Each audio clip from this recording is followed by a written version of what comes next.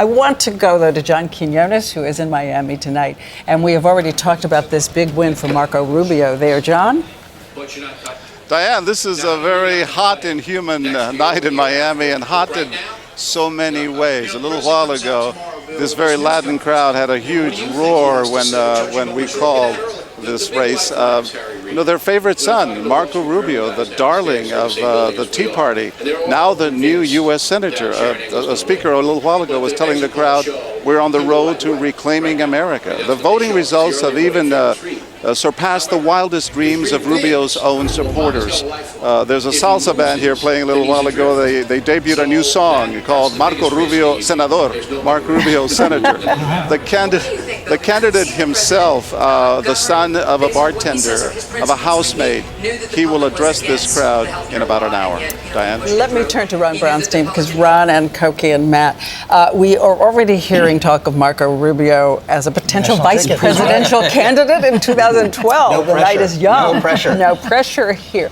Why? Is this unrealistic? Well, I think Marco Rubio is going to be a national star starting tonight for the party. One, because Latino voters are a huge importance to the party, the Republican Party going forward, and whether or not they can emerge as a majority party going into 2012. But the second thing is how young he is.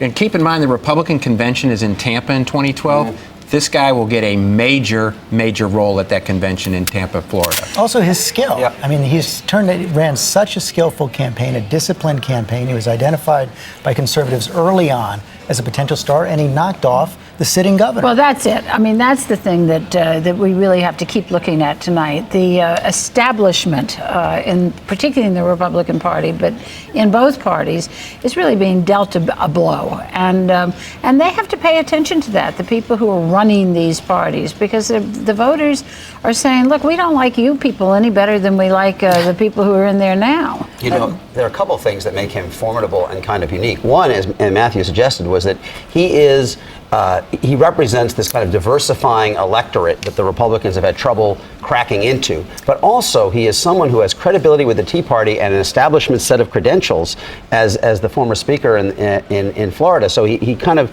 bridges that world in a way that could make him a very effective force when he gets to Washington. So, quick word about Rand Paul. We saw the top of the buzz meter there on Facebook. Well, I think Rand Paul many people try to diminish him as saying sort of outrageous things and all that, but in the end, he looks like he's going to win, sort of going away in this.